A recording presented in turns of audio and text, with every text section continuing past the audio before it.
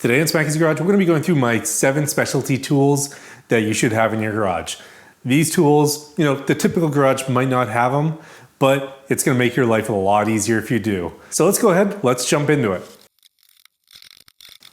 Okay, so these tools in general, they're tools that if you have them, they're going to make your life a lot easier, especially if you do a lot of different projects. A lot of them you can get by without. You probably can get by without a soldering iron, but having them just makes your projects that much easier, that much simpler, and sometimes the quality comes out better. So these tools are going to make your projects go a lot smoother, and if you have them, you're probably going to end up with a more high quality part or more high quality finished project. So let's go ahead, let's start looking at them. Now the number one tool, and what I probably recommend the most, is a good electrical station. Whether you like to do electronics or not, having the setup is really important to get high quality and reliable connections. At minimum, the key tools that you should have is a good wire stripper, some sort of crimper. You don't need a barrel connector crimper, but they do work really well. You can use your standard crimper, and then having a soldering iron. Now, there's always a big debate on solder versus crimp, but having a soldering iron, if you're doing things offline and kind of in a wiring harness, really works pretty well. So I definitely recommend spending some time, spending some money, building a high quality electronic setup where you can do some work for your cars, your snowmobiles, or whatever garage projects you have. As I go through this list, let me know down in the comments how many you have of these specialty tools. Also, is there a specialty tool that you can't live without? Let me know down in the comments. Now, the next specialty tool that you should have in your shop is a power supply. Doesn't need to be an expensive one. It needs to be able to provide a variable output voltage and a variable output current.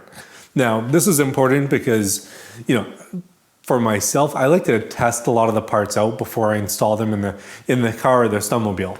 Doing the snowmobile recently, you got to see me use this power supply to check the LED handguards to figure out how they actually work so that I could wire them in correctly. I've also used it to check things like map lights on my '69 Mustang and troubleshoot why they weren't working. And these are reproduction parts that I purchased that are supposed to be good. So I've gotten in the habit to always start testing out components, especially electronic components such as lighting, before I go ahead and install them in cars. In my opinion, it's good practice, probably something you should do. Picking up a cheap power supply like this is not that expensive, and you can get them off Amazon or other places. Now for the next item, we're going to talk about hammers. Now there are 3 different styles of hammer that I typically keep in the garage. There's going to be a brass hammer, there's going to be a rubber mallet, and then I have my trusty 3-pound sledgehammer here. Now each one of them has a different use. The brass hammer, this one is a ½ pound. It's used for striking things where you don't want to create a mark. So brass itself is pretty soft. So by hitting something with this, if it's steel, it's not going to damage the steel. You can see here on the end of the hammer that it actually, where it has put little indents in it from me using it. Also, you would use these on metal surfaces where you don't want sparks. So brass doesn't spark. So with this, gives you the opportunity to use a hammer that doesn't spark when you hit it. Now next, rubber mallet. I use this to tap a lot of parts into place. It's sand filled, so it's kind of like it definitely has a dead blow to it. And I use it on essentially things that really aren't steel or metal. You use it places where you don't want to mark surfaces and get things in, such as some plastic clips I've used it on. I've used it on little cylinders that I'm trying to push into sleeves. So a lot of different uses for that. And then the last is everyone's favorite, the sledgehammer. Now, I use this more often than I would expect. Working on cars, brake rotors get stuck. There's always something that needs to be hit back into place. If you can't get something out of place, like when I was working my Audi, the CV axle was stuck. A few small taps with this, comes right out. So for tools, I think these 3 hammers are pretty much the basics that anyone needs in their garage. And then typically, people will probably just have the sledgehammer and not the other 2. So the next item on the list is going to be a ratcheting wrench set. These come in a lot more handy than you would expect. Now, both of these I've bought myself, and I really do like them. So they're both actually Tecton brand. That's the brand I typically purchase when I purchase tools. I have one set that has a flexible head. These are actually SAE. And then my metric one has a fixed head. But when you need to work in tight places and you can't get to the bolts or nuts and there isn't enough room, These really save your day. You can do it without a ratcheting one, it just takes forever. So if I were to look at a specialty tool that will make your garage that much better, something like this really helps. You can see that I recently used it on my F-150 when I was doing the leveling kit. The nuts on top of the strut are really hard to get to. I had the truck jacked up, so I'd have to go up and over the truck to get in to do that. Or I could have just used these, which I did, and just ratchet out and get that nut off. So really useful to have, really gets you out of some situations that might be more difficult than they need to be. Next, prototyping equipment. So I have two great tools behind me that I get a lot of use out of. Probably the 3D printer more than the milling machine, but they both work extremely well for prototyping parts or even for making production parts. Now, for this 3D printer, having something capable of making ABS parts, ASA parts that are really strong, really is nice to have in the shop. I can create something completely custom from scratch, like the gauge mounts that I have in my 69 Mustang, the back brackets there. I also created some custom link mounts for my snowmobile. So with that, I was able to create custom mounts so that I can mount it without having to take anything else apart. And then also my taillight of my snowmobile is 3D printed. So with all this, I was able to make a lot of custom components using this 3D printer. Now this one here is a Bambu Labs H2D. It is on the expensive side.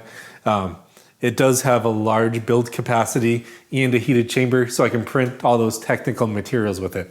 It has dual heads on it as well, so with that I can actually print some more complex parts. And then you can see here, I actually have an automated material system. So the machine will select whichever is the right material that I chose in the software, and it'll run it. And this one here, it actually is a heater dryer, so it actually dries the 3D printed material out before I print it. Use that for like ABS, ASA, those type of materials. But having something like this, I've made so many different parts, and it's been a really useful asset to have in my garage. And for the mill, doesn't get as much use as a 3D printer, but I use it for a lot of small custom projects that I'm trying to make some small metal parts for. So right now it's set up as a drill press because I was using it that way, but being able to make some small aluminum brackets for your project or do random things around the house, it becomes really, really helpful. Now for the mill, when I need to work with aluminum or steel, this is my go-to. In some previous videos, I made some custom battery holders and things like that require the strength to hold a 30 or 40 pound battery. This is the way you got to do that. Now for the next specialty tool, when you're working on a lot of newer cars, you need to have the right electronics to be able to program them and work on them. Now for myself, I have Fords, so forescan, incredibly important. The software is really simple to work with. You can make modifications such as changing your blinker style. You can change any of the annoying dings that you get when you're in your car. There's a lot of different things that you can modify with your truck. This is what I use for my F-150. Now in the Audi, we have to use something a little bit more expensive. I actually have an autel that I use for that allows me to put it into a bunch of the different service modes, clear things out. That's on the more specialty side, more expensive side, but it is required to work on a car like that, unfortunately. So having all these electronics is really important, especially if you're working on specific models of cars. The autel one definitely is good for being able to work on everything, but it's just really expensive. I'll link the one that I use in the description below, but it's really, really nice, just a lot of money. Okay, so now for the last tool that's on my list for specialty tools that everyone should have, and it's a Borescope. Having something like this to do projects is really helpful. Now, there's a few different styles you can get. This one is really nice. It actually has a flexible head on it. So you can move it around when you get into the place that you want and to be able to see what's going on around you. So a typical one, you just be able to stick this in and just see what's straight ahead. But with this one, you can move it left and right. It also has a small camera here that you can enable and do a side-by-side on here. And with that, it gives you a lot of flexibility to see what you're looking for. I've used this on my F-150 where I'm inspecting the cylinder walls. I'm looking at the pistons, seeing what it looks like after 100,000 miles, and let me tell you, pretty interesting. I've used it on my snowmobile when doing inspections there. You can put a little piece on the end that has a magnet, so if you drop something, you can pick it up. Really helpful to have, and it's a tool that it's a specialty tool that you really don't think about until you need it. You don't like really need one, and you can take a head off, you can work your way around things, but by having this tool, it just makes things a lot easier to do projects. Well, that's it. So thanks for tuning into Smackey's Garage this week. Let me know down in the comments if there's any tools that I missed or things that I probably should have on my list. Let me know how many of these you have. Thanks for tuning in this week. I'll see you next time.